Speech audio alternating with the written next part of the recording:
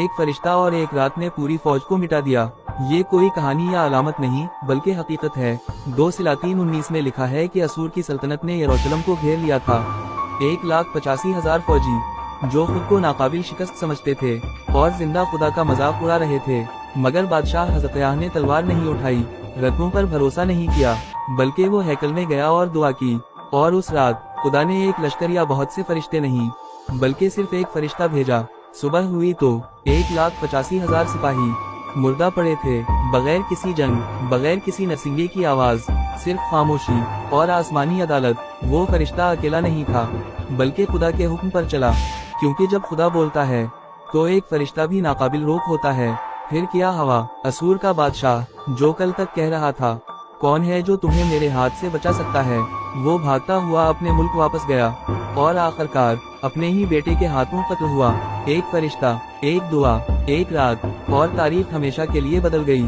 اگر آپ ایمان رکھتے ہیں کہ خدا کا ایک کلام کسی بھی فوج سے زیادہ طاقتور ہے تو آمین لکھیں، اور کہیں شکریہ۔ ایک فرشتہ اور ایک رات نے پوری فوج کو مٹا دیا۔ یہ کوئی کہانی یا علامت نہیں بلکہ حقیقت ہے۔ 2 سلاطین 19 میں لکھا ہے کہ اسور کی سلطنت نے یروشلم کو گھیر لیا تھا۔ 1,85,000 فوجی جو خود کو ناقابل شکست سمجھتے تھے اور زندہ خدا کا مذاق اڑا رہے تھے، مگر بادشاہ حزقیاہ نے تلوار نہیں اٹھائی، رتبوں پر بھروسہ نہیں کیا، بلکہ وہ ہیکل میں گیا اور دعا کی۔ اور اس رات خدا نے ایک لشکر یا بہت سے فرشتے نہیں بلکہ صرف ایک فرشتہ بھیجا۔ صبح ہوئی تو 1,85,000 سپاہی مردہ پڑے تھے، بغیر کسی جنگ، بغیر کسی نرسنگے کی آواز، صرف خاموشی اور آسمانی عدالت۔ وہ فرشتہ اکیلا نہیں تھا بلکہ خدا کے حکم پر چلا، کیونکہ جب خدا بولتا ہے تو ایک فرشتہ بھی ناقابل روک ہوتا ہے۔ پھر کیا ہوا؟ اسور کا بادشاہ جو کل تک کہہ رہا تھا کون ہے جو تمہیں میرے ہاتھ سے بچا سکتا ہے، وہ بھاگتا ہوا اپنے ملک واپس گیا اور آخرکار اپنے ہی بیٹے کے ہاتھوں قتل ہوا۔ ایک فرشتہ، ایک دعا، ایک رات، اور تاریخ ہمیشہ کے لیے بدل گئی۔ اگر آپ ایمان رکھتے ہیں کہ خدا کا ایک کلام کسی بھی فوج سے زیادہ طاقتور ہے تو آمین لکھیں، اور کہیں شکریہ۔ ایک فرشتہ اور ایک رات نے پوری فوج کو مٹا دیا۔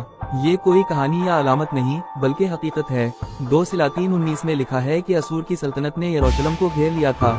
1,85,000 فوجی جو خود کو ناقابل شکست سمجھتے تھے اور زندہ خدا کا مذاق اڑا رہے تھے، مگر بادشاہ حزقیاہ نے تلوار نہیں اٹھائی، رتبوں پر بھروسہ نہیں کیا، بلکہ وہ ہیکل میں گیا اور دعا کی۔